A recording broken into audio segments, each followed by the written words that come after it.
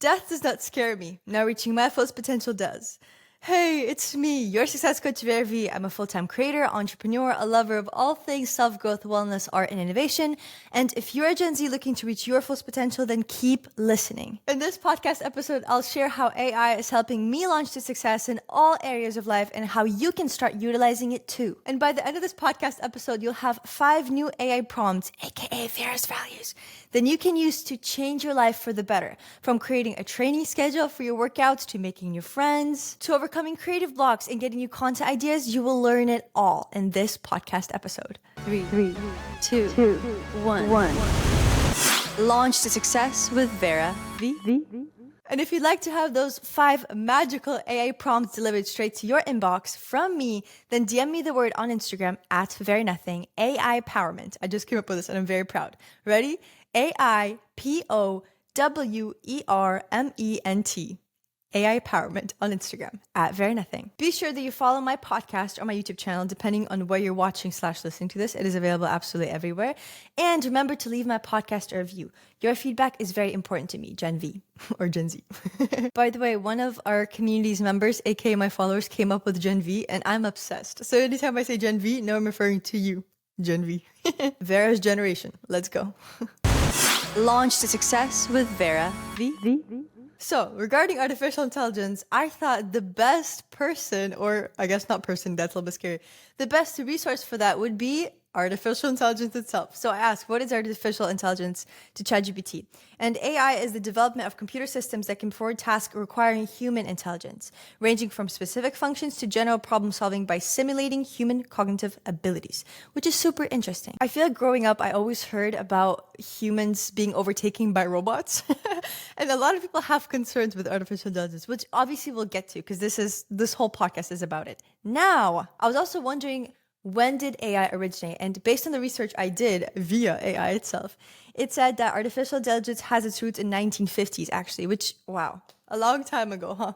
It's also crazy to think how in the 1950s, or I guess, I don't know, when the first computer was created, wasn't it ginormous? Like, it was huge. And now if you look at the computers we have, I have my phone right here. It's not bigger than my hand. That's crazy how that's evolved. That's why personally I'm really passionate about technology innovation, but we'll get to it. Now, the term artificial intelligence was actually coined in 1956 during the Dartmouth Conference, which is a seminal event that brought together researchers that are interested in exploring the potential of creating machines with human-like intelligence. So think 1950s, Dartmouth, English is not my first language, so I'm having a little bit of trouble. Dartmouth Conference. There we go, we got it. Now, obviously as Gen Z, we grew up, or should I say Gen V? We're Gen Z, but we grew up with the internet. We grew up in the era of the internet. I remember using the computer for this one Russian social network, Vkontakte. I don't know if anybody's Russian here, you know what I'm talking about? But it's basically like Facebook, but for Russian people. And I'm originally from Russia, St. Petersburg, Russia. If you want more of my story of how I emigrated to the United States of America, Southern California, which is where I'm at right now, listen to my first podcast episode. But I remember being on the computer at like age 8, and I remember how my older sister actually introduced me to the internet. And I would remember that I would always text all of her friends, but then also, get this, I would also text my family's friends' friends. Like, and the 3 questions I would always ask, 3 things I would always say is first would be like, hello. Second would be like, how are you? And then what are you doing? It would all be one message. I think I copy pasted it actually. And I sent it to everybody I knew every single day. That was my introduction to the internet. And now I'm a full-time creator on the internet. So that's interesting. I guess it wasn't for nothing. But why I brought that point up is I feel like as Gen Z, we experience a lot of innovation, and that innovation feels very natural to us. I mean, think about your grandparents. For example, I think about my grandma, and she obviously knows how to use the internet because, well, she needs a way to communicate with us because she's still in Russia. But to her, it's such a strange world. And when she's like, oh, Vera, what do you do? Like, how's work going? I'm like, oh, it's good. And she's like, yeah, how are your, like channels? Because she thinks I'm like a TV reporter. Do you know what I mean? But like, I am the TV. Because as a creator, essentially, I was talking about this with a friend too when we met up. As a creator, you are the movie. Like, you are the TV, you're the reporter, you're the show, you're the cast, you're a one-man, one-woman show. That's very interesting. So she does not get it. She does not get what I do at all. Like, she knows it's internet involving people because I'm also a coach. I have a coaching business, hence the entrepreneur and a creator. So she's like, yeah, like how was your group? I'm like, it's good. My class went well. She's like, oh, class. Yeah, that's really cool. but she does not get how it works. So a little bit beside the point, but I mean, this is a personal podcast. Every time I talk about my work or anything, honestly, at this point, I've even stopped bringing it up because then she's always like, oh, that's great. Like, I'm glad you're making progress, but like, when are you going to go to university? And fun fact about me is that I never went to university full time. I have an incredible amount of college credits because I love learning and that's something I'm interested in, but I never got a degree. I do not plan on getting a degree. I'm going a different route, which I guess is more non-traditional, but less non-traditional to Gen Z because we are the generation of innovation. But my grandma, she does not really get it. So every single time, I could literally be like, hey, grandma, I earned $1 million. And she'll be like, oh, it's great. Now that you have the money, you can actually invest it into the degree. And every time I ask her about it, it's kind of a pointless conversation, really. But every time I'm like, okay, but why a degree? I already know what I'm doing. This is really flourishing. Like I'm set up. She's like, well, it's very important to have that sort of paper. And she uses the term paper. So those are her views on innovation. And obviously, as the younger generation, we have it differently. So also, if you relate to this with your parents, grandparents, maybe even siblings who are older, then let me know. But also remember that you're not alone in this. Remember that you're not alone. You're never alone. And one of my key missions and messages is to relay that to you. Now, my personal opinion on artificial intelligence is that it is the absolute future. And artificial intelligence is such an interesting topic. To me personally, I actually went on a first date not too long ago, maybe like 2 weeks ago. That was not my last first date, but it was one of them. It was a very memorable one because I met up with this, what is he doing? Well, right now he's going to be getting a master's in Caltech for something aerospace engineering. I don't know. I go out with a lot of aerospace engineers by accident. It just happens to be that way. But a lot of really smart people, which I love. I love intelligence. So important. And artificial intelligence too. But that's beside the point. So our whole conversation was actually about AI, like when we first met. And I thought it was absolutely fascinating. And he was educating me on Schoeffer's equation, which if you're into physics, I believe, correct me if I'm wrong, you know that is like a little dilemma that has not been fully completely solved. If you don't know what the Schoeffer's equation is, do not worry. You're probably not going to need it in your lifetime. But it's just like a cool little thing I learned. I know a lot about aerospace engineering now. Yeah, coincidentally. But then he was also talking about quantum computing. And basically, our whole conversation was about AI. That's what I meant to relate to you. And obviously, AI is helping me reach my fullest potential as a human that is growing, evolving, really focused on self-growth and wellness and health, but then also as a full-time creator, because that is what I do. And I have a very large community of over 105,000 people on Instagram, 130,000 total across all platforms, which I'm so absolutely grateful for. And AI has been an absolute big help recently. Now, regarding artificial intelligence though, why in that first date conversation I was so passionate about AI as well, is because I was thinking about something. I started watching a show recently. It's called Suits. It's about law. It's a fictional show, all right? But it has like Harvey Specter, I think.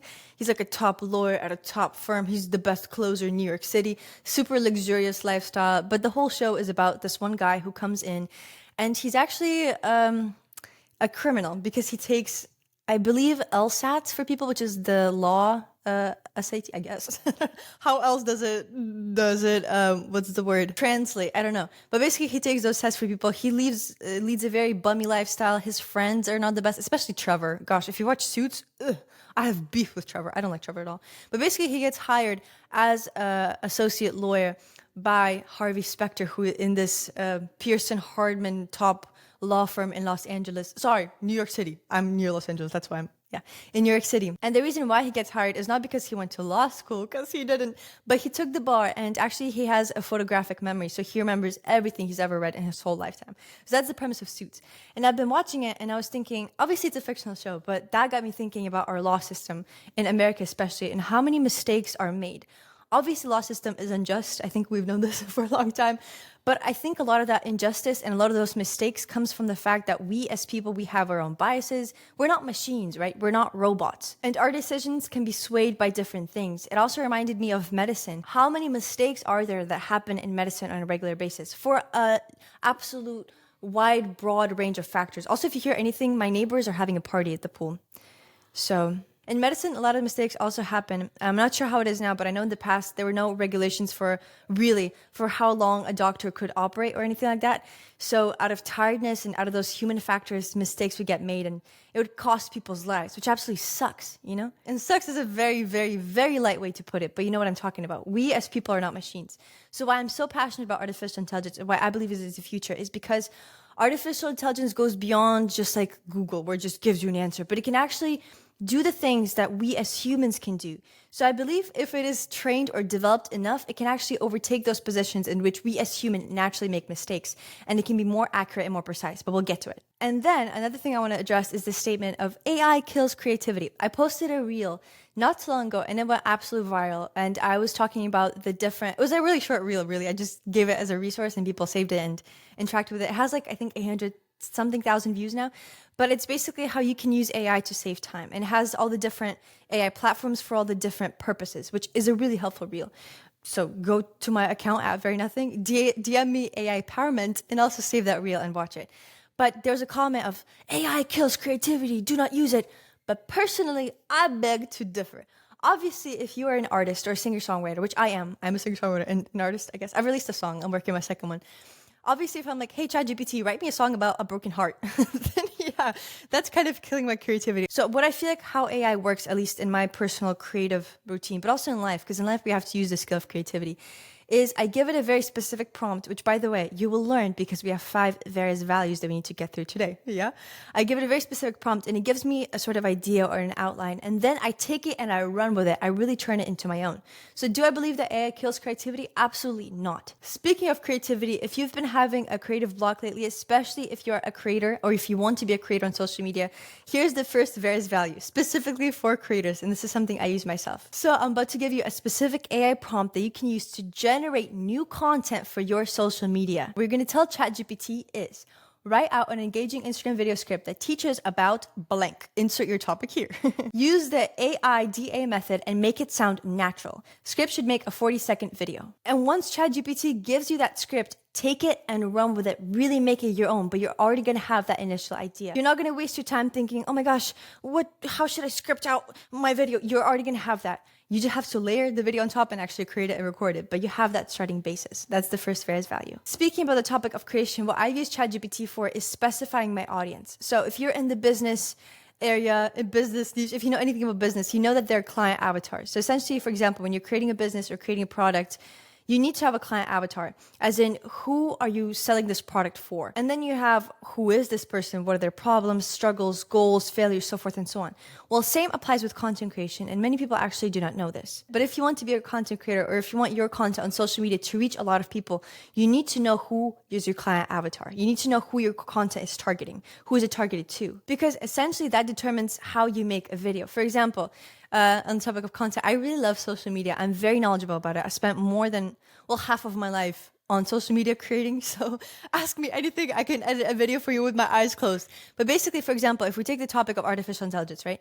If I am making a video reel on Instagram, which is my main platform with 105,000 followers, or more than that actually, which is insane.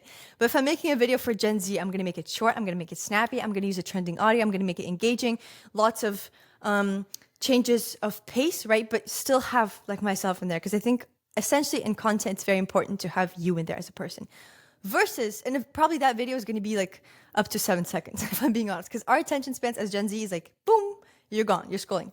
Versus if I'm targeting people who are 50 and above, I can really talk. I'm probably going to make that a talking video instead of like overlay text on top of music, right? I'm going to make that a talking video. I'm going to make it 30 to 40 seconds in length and talk a little bit slower, right? But then maybe talk a little bit faster. Doesn't matter. But point is, it's a different format because my client avatar in that case would also be different. So in creating a client avatar, you do not have to ask ChatGPT for this because honestly, ChatGPT, from what I know, it has data up until 2021. So if I'm like, who follows my account, ChatGPT? It's probably not going to give me accurate information.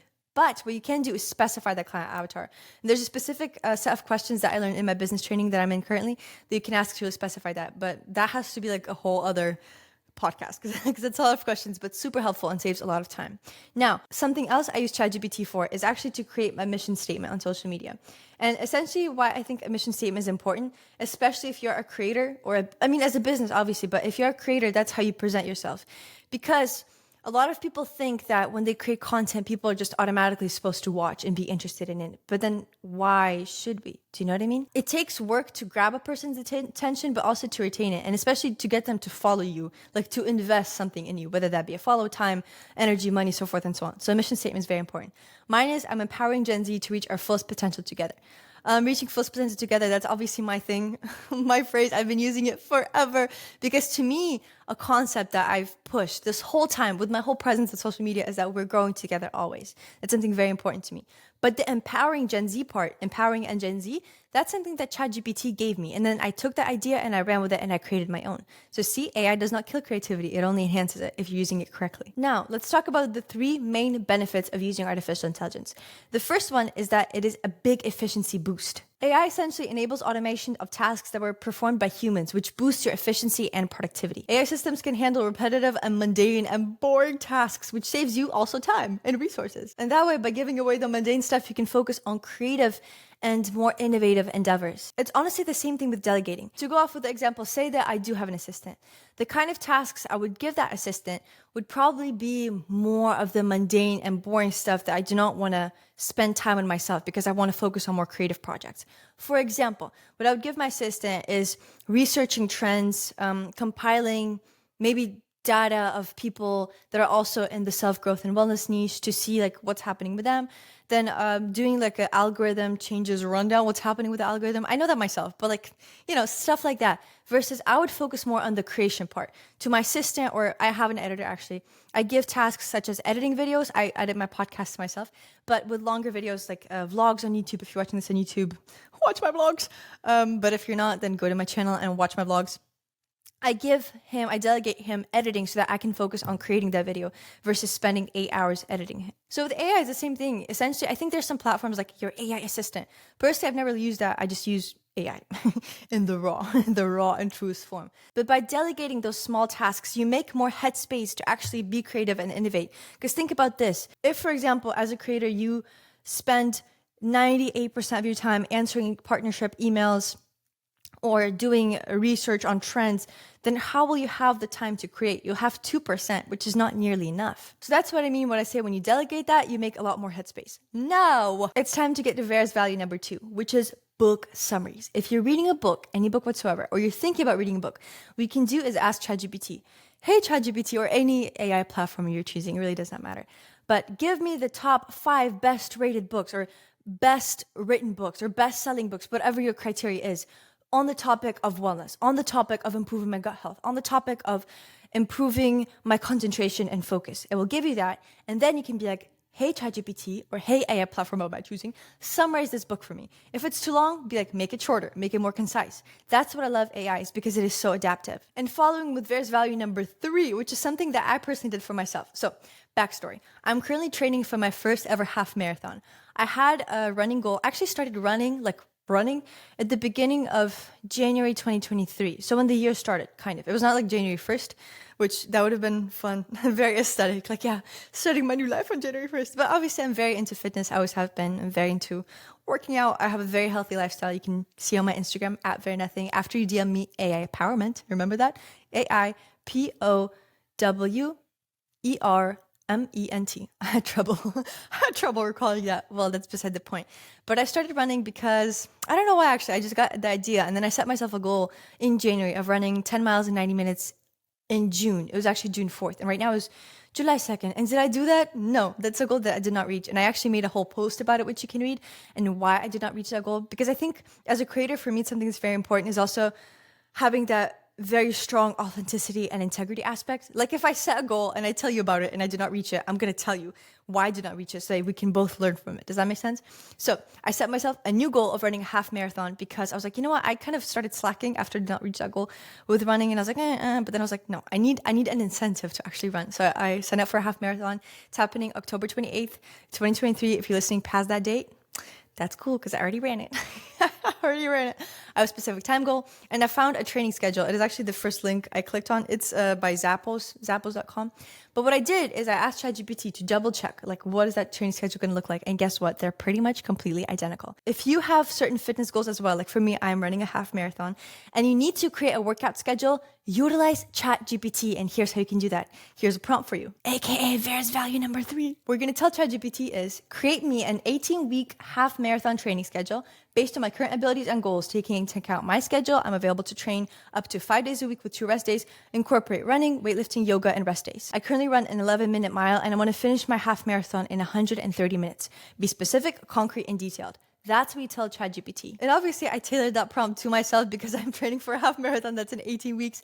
but you can also tailor this to yourself. So you understand the specifics. Say what you're training for, and then say what your abilities and goals are, and then any specifics you want to add them in and ask ChatGPT. And remember, if you want these prompts delivered straight to your inbox, then be sure to DM me on Instagram at Vera Nothing, or just search up Vera V. I'll pop up, or search up successful entrepreneur and creator.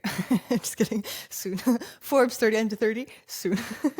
DM me AI Empowerment. AIPOWERMENT on Instagram. Okay, I had to look at that because I keep forgetting how it's spelled, which is so strange, but that's beside the point. And by the way, you wouldn't think so, but if you tell ChatGPT to be specific, concrete, and detailed, it will be. It really will be. It changes up the whole game. So basically with your requests, make sure they're as specific as possible. Now, second benefit of using AI is that it has powerful insights. AI has the ability and power to analyze vast amounts of data quickly and make those decisions for you, which can help businesses make informed decisions, identify patterns, detect anomalies, and predict future outcomes. Such a valuable skill because, once again, going back to what I talked about in the beginning, we as people, we have our biases, we have our egos that get in the way, but AI, it's just a machine. It does what you tell it to do, which also has its concerns, but we'll get to that as well. Now, why I also love AI, and I think it is truly the future, is that I was listening to a podcast with Lex Friedman and Martin Rees, which is number 305, if you want to listen to it. It's about black holes as well, something aliens. I never finished listening to it, but I just listened to the AI part. And Martin Rees, I believe he is a scientist. He's a very important person in science, okay? But he was talking about why AI can be such a great thing is because as humans, we are not meant, our brain is not meant to process the amount of information that there is about how the universe works. Essentially, we can never fully grasp it because our brain just does not have that, what's the corporate term for this? Bandwidth. Bandwidth. So corporate America. I love that. I love the term bandwidth. Our brain does not have that. But AI has no limitations. It can really interpret everything and then it can relay it to us, which is why AI truly is the future, in my humble opinion. Let me know what you think, though, in the comments. Which brings me to Vera's value number 4 is making friends. I actually went to an event, and I talked about this more in my previous podcast episode, number 2, about effective time management and tips and tricks regarding that. But I went to an event. I was invited by Instagram to attend an Instagram after party after VidCon. And going into it, I was very nervous. Okay, so I had to have like something that kind of I focused on. And if I focus on concept or anything, I feel a million times better already because I love what I do. It gives me a sense of purpose when I'm going into anything, and I'm less nervous. So I asked ChatGPT. I was like, "What 3 questions should I ask a person to befriend them?" And it actually gave them to me, and I asked them, and I actually befriended those people. So I did not get to ask all of them because it was super loud. It was a party. Like Coyle Ray was performing, TikTok star. What are some of her songs? Let me think.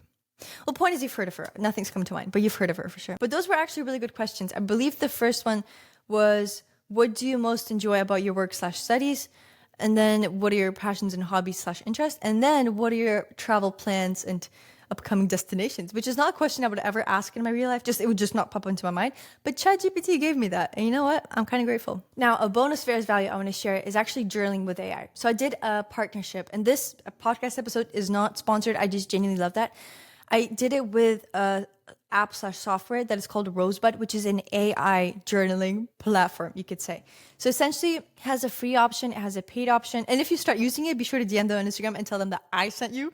Once again, this is not sponsored. I'm just sharing. It was sponsored on my Instagram, but not here. But I absolutely love it because for the free version, you get like limited prompts, obviously.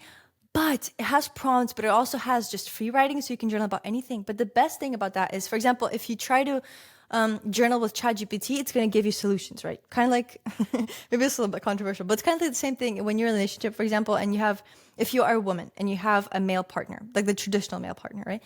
And you're like, oh my gosh, my head is hurting. He's going to be like, oh, take a pill, or like go to sleep. He's going to give you a solution, right? That's kind of like ChatGPT.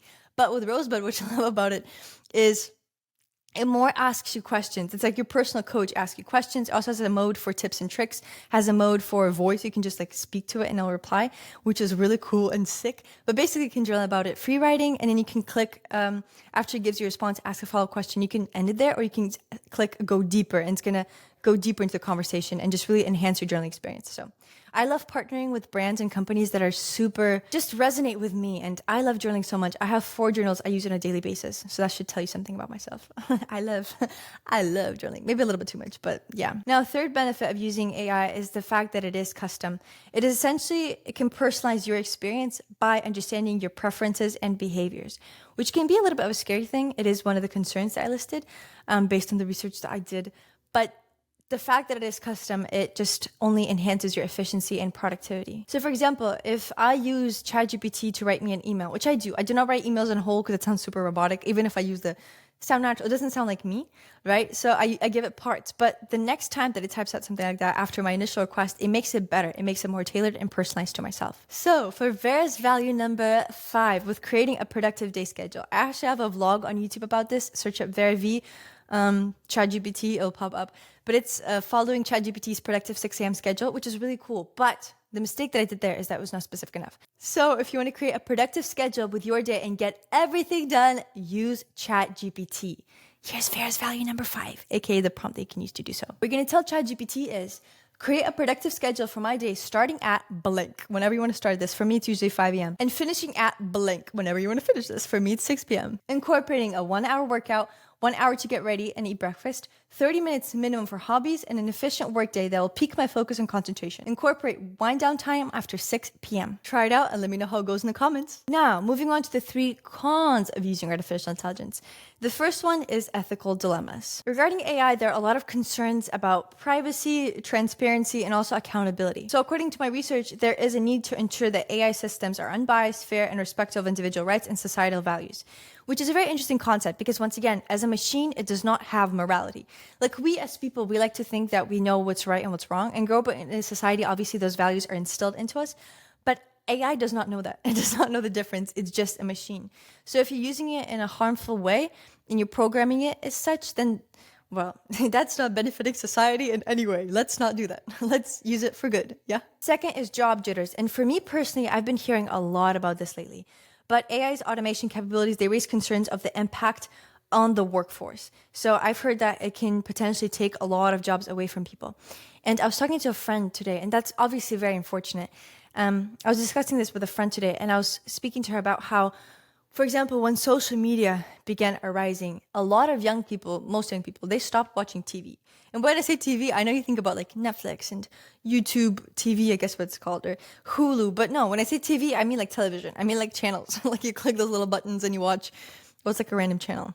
I don't know. I don't know because I don't watch TV. It's the same thing there. A lot of those jobs, I guess, maybe they weren't lost, but they kind of became irrelevant because, well, people aren't watching television as much. For example, if you take marketing, right? Marketing from brands, there used to be ads on television all the time. I mean, there still are. But now a lot of the focus is shifting to digital marketing on social media, whether that be influencer marketing, whether that be just ad campaigns in general, so forth and so on. Super interesting. Big shift, right? So I guess with jobs, we either evolve with the world or we stay stuck while the world evolves or without us, which obviously I would love to go with the first option. Hello. And regarding job jitters, something interesting I've been thinking about is this question, and let me know what you think, of music. Because I'm sure you've seen one of those videos, at least on TikTok, where it's like Kanye West singing Taylor Swift's Shake It Up. And that's creepy because that sounds like Kanye West, but I know for a fact he did not sing that song. So it raises the question of, are we even going to have real artists in the future? Or is it all just going to be AI based? And before you say, well, we need the emotion, AI is becoming so good, especially with the videos, that sometimes when I look at like a celebrity, say Taylor Swift speaking, even though it's the AI version of her, I honestly can almost not tell the difference. The only thing that always gives it away is the blinking. They do not blink enough. They do not twitch enough.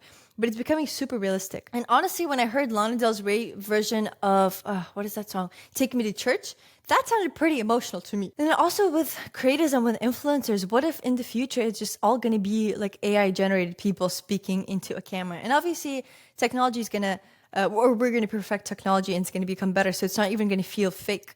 And then you won't even know. What's so dangerous, I feel like, about AI, this is not one of the concerns I added, but I guess it goes into safety, but which is the next one, and we'll get to it. But something I'm personally concerned with AI for is because social media is known for cancel culture, right? And cancel culture, that should be a whole other topic. But for me, I like things to be based on fact, right? I think any statement that you make as a person, you should be able to back it up with evidence, or maybe if it's an opinion, that's fine, but it should relate to your personal experience. I don't think it's helpful to just be putting out things into the world. Like, Vera sucks. That's an opinion. So like, I get that. But like, if you're making statements about me, for example, what is the evidence to back that up? Do you know what I mean? It's like, oh, Vera only eats bananas. Where's the evidence for that? In fact, my favorite fruit is an apple. All right. I love eating apples. I remember in fifth grade, fifth grade through probably the end of high school. No, actually in high school, I ate different stuff. But okay, fifth grade until the end of middle school. So for 4 or 3 years straight solid, I would always have the same lunch. It would be a sandwich and I would have apples with it as a snack, and also a fruit snack by Welch's. So yeah, very delicious, but that's to the point. So as I was saying, my concern is, what if however many years from now, a person's going to be able to take a face of a celebrity and then with AI generate like them saying something that is not what they actually were saying, but then there would be no way to tell the difference because it's already out on the internet and people are going to start believing it, which I guess is their personal responsibility. But I feel like AI could potentially, if used in harmful ways like that, it could do a lot of damage to a person's character and social perception, which matters if you're a creator or a social media figure or an artist or actor, whatever you are, whoever you are. Do you know what I mean? Now, bring me to AI's con number 3 is safety scares. AI systems can have vulnerabilities that malicious actors could exploit, which is very scary. And there's a concern about the potential misuse of AI in cyber attacks, manipulation of AI algorithms, and the potential for autonomous weapons, which for sure. That's a topic personally I would love to research more in that regard. If you know anything about AI safety scares, let me know in the comments. I would love to hear more. But I mean, definitely. But then there's also some people, I remember when I brought this up on my Instagram stories, I was like, guys, what do you think about AI? People are like, oh my gosh, it's stealing my data. But when you're on TikTok, what do you think is happening to your data? When you're on Instagram, now I don't know this for a fact, but I suppose, because I mean, that's what most social media do. What do you think is happening to your data? When you're on Google, what is happening to your data? When you're on literally any website, cookies, what are they for? They're not cookies that you dip into milk and give to Santa. They're cookies that save your data and store your data and remember your data. So essentially, when people refer to the digital footprint, my Russian accent popping out, footprint, it is not only the things that you did on social media and things you searched up and things you posted, but it's also who you are as a person. I bet if all the technology I've ever used in my whole entire life would be able to summarize me in like a paragraph, it'd be the most accurate paragraph I've ever seen in my whole entire life. Because internet, your digital footprint, it always stores those things, which is interesting and it's helpful to your experience, but it's also really, really, really, really scary and weird. I don't know about you, but as Gen Z, I feel like young people do this all the time. I have an urge sometimes, not anymore, because I mean, I have a business. Like, I love what I do so much. But in the beginning, when I was first starting out as a creator, any other week, I'd be like, man, I wonder what it'd be like to just go off the grid. Like, I don't want to be anywhere. I don't want to be in a single picture. I don't want to be just anywhere. Just no record of me except my social security number. You know what I mean? No pictures of me, no videos. I don't want anybody to know what I look like, just for funsies. Obviously, that would not work for me because I like being a public figure. I like being known. I like sharing my ideas with the world and changing the world in that way. But I don't know. I just wondered about that. But it's not really possible at all. I mean, in order to have no digital footprint whatsoever, I can't even speak, footprint. I hate that word. Footprint whatsoever. You would need to not have any photos taken of you accidentally. You'd probably need to not have any surveillance video footage of you. You would not be able to be in any yearbooks or anything of the sort. You would not be able to give out any public statements. But I guess even if you get hired, for example, as a teacher at a school, then people would still be able to search you up because they always have the directory. And I don't know if you can opt out of that. You know what I mean? If you're working for a big company, your email can be found. So truly, there's no way of escaping it. And also, if you want to have no digital footprint, you cannot search anything up ever. I feel like even if you use incognito, like that's being stored somewhere. Let's be real. It is technology. And technology can be scary sometimes. Now, what are my personal tips for using AI? I'm really glad that you asked. First is to have a goal. With any AI prompt that you do, if you want to get the best result, know what you're doing it for. And I feel like I say this with everything in life. Whatever it is that you're doing in life, know what you're doing it for. That's super important. Secondly, is to be super specific and do not be afraid to be specific. Sometimes, honestly, most of the times, when I give ChatGPT a prompt, it looks like this. It's like an essay because I give it exactly what I want to do. For example, if you're a creator like me and you want to give it, you want it for you to give a script, I always add the word engaging in there. Add the words specific, detailed, whatever it is. Add adjectives. Add how you want it to act. Be specific, be bossy, be demanding. It is there to serve you at the end of the day. Which brings me to the end of this podcast episode. This is definitely a longer one, but it's one I'm really excited about. Let me know in the comments. And if you're listening to this on Spotify, if you scroll down, there's a question box for you. What do you think about using AI? Do you feel like it is moving us forward? What do you think about it? What are your thoughts on it? Share anything and everything. I'll be sure to publish the answers. And if you're watching this on YouTube, obviously comment as well. And if you're watching this on Apple Podcasts, DM me along with the word AI empowerment. But I think everybody listening to this should absolutely DM me to get the 5 Vera's values delivered straight to your inbox. Hello. No, remember, we're going together. Always remember to follow my podcast, leave it a review. And yeah, just DM me AI empowerment. That's all you need to do. And I'm really curious to hear your thoughts about AI, because I feel like as Gen Z, we all have really different perspectives on it. Growing up with innovation, obviously, but still, like we just have different views, and I'd love to hear yours. And create a discussion below in the comments or on Spotify in the little question thing. Otherwise, I'm peacing out. Your success coach, Vera V. Any questions whatsoever for me, make sure to ask. Any topics you want to hear on my podcast or my content, you just let me know. I'm here for you. I'm here for you. And yeah, we're going together always and launching to success together. Bye. See you next Monday at 6 a.m. Pacific Standard Time. Kisses. AI empowerment.